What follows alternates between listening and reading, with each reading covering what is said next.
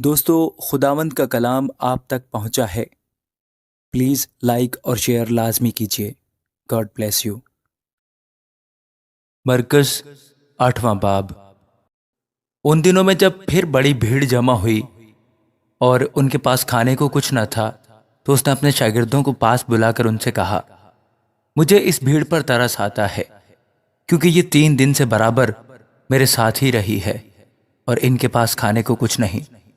اگر میں ان کو بھوکا گھر کو رخصت کروں تو راہ میں تھک کر رہ جائیں گے اور بعض ان میں سے دور کے ہیں۔ اس کے شاگردوں نے اسے جواب دیا کہ اس بیابان میں کہاں سے کوئی اتنی روٹیاں لائے کہ ان کو سیر کر سکے۔ اس نے ان سے پوچھا، تمہارے پاس کتنی روٹیاں ہیں؟ انہوں نے کہا 7۔ پھر اس نے لوگوں کو حکم دیا کہ زمین پر بیٹھ جائیں، اور اس نے وہ 7 روٹیاں لی اور شکر کر کے توڑی اور اپنے شاگردوں کو دیتا گیا کہ ان کے آگے رکھیں، اور انہوں نے لوگوں کے آگے رکھ دی، اور ان کے پاس تھوڑی سی چھوٹی مچھلیاں تھیں۔ اس نے ان پر برکت دے کر کہا، یہ بھی ان کے آگے رکھ دو۔ پس وہ کھا کر سیر ہوئے اور بچے ہوئے ٹکڑوں کے 60 ٹوکرے اٹھائے، اور لوگ 4000 کے قریب تھے۔ پھر اس نے ان کو رخصت کیا، اور وہ فی الفور اپنے شاگردوں کے ساتھ کشتی میں بیٹھ کر دل منوتا کے علاقہ میں گیا۔ پھر فریسی نکل کر اس سے بحث کرنے لگے اور اسے آزمانے کے لیے اس سے کوئی آسمانی نشان طلب کیا۔ اس نے اپنی روح میں آہ کھینچ کر کہا، اس زمانہ کے لوگ کیوں نشان طلب کرتے ہیں؟ میں تم سے سچ کہتا ہوں کہ اس زمانہ کے لوگوں کو کوئی نشان نہ دیا جائے گا۔ اور وہ ان کو چھوڑ کر پھر کشتی میں بیٹھا اور پار چلا گیا، اور وہ روٹی لینا بھول گئے تھے، اور کشتی میں ان کے پاس 1 سے زیادہ روٹی نہ تھی۔ اور اس نے ان کو یہ حکم دیا کہ خبردار، فریسیوں کے خمیر اور ہیرودیس کے خمیر سے ہوشیار رہنا۔ وہ آپس میں چرچا کرنے اور کہنے لگے کہ ہمارے پاس روٹی نہیں۔ مگر یسوع نے یہ معلوم کر کے ان سے کہا، تم کیوں یہ چرچا کرتے ہو کہ ہمارے پاس روٹی نہیں؟ کیا اب تک نہیں جانتے اور نہیں سمجھتے؟ کیا تمہارا دل سخت ہو گیا ہے؟ آنکھیں ہیں اور تم دیکھتے نہیں، کان ہیں اور سنتے نہیں، اور کیا تم کو یاد نہیں؟ جس وقت میں نے وہ 5 روٹیاں 5000 کے لیے توڑیں تو تم نے کتنی ٹوکریاں ٹکڑوں سے بھری ہوئی اٹھائیں؟ انہوں نے اس سے کہا 12۔ اور جس وقت 7 روٹیاں 4000 کے لیے توڑیں تو تم نے کتنے ٹوکرے ٹکڑوں کے بھرے ہوئے اٹھائے؟ انہوں نے اس سے کہا 7۔ اس نے ان سے کہا، کیا تم اب تک نہیں سمجھتے؟ پھر وہ بیت سیدہ میں آئے، اور لوگ ایک اندھے کو اس کے پاس لائے اور اس کی منت کی کہ اسے چھوئے۔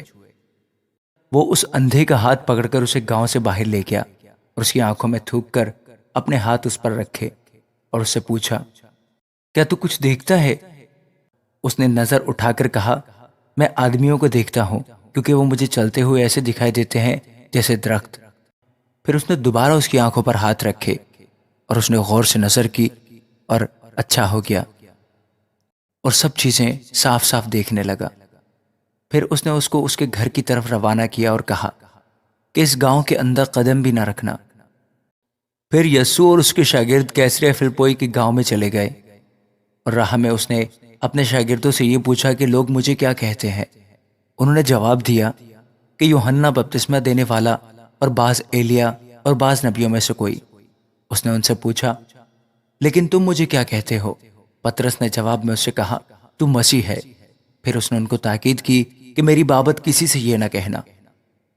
پھر وہ ان کو تعلیم دینے لگا کہ ضرور ہے کہ ابن آدم بہت دکھ اٹھائے، اور بزرگ اور سردار کاہن اور فقیہ اسے رد کریں، اور وہ قتل کیا جائے، اور 3 دن کے بعد جی اٹھے۔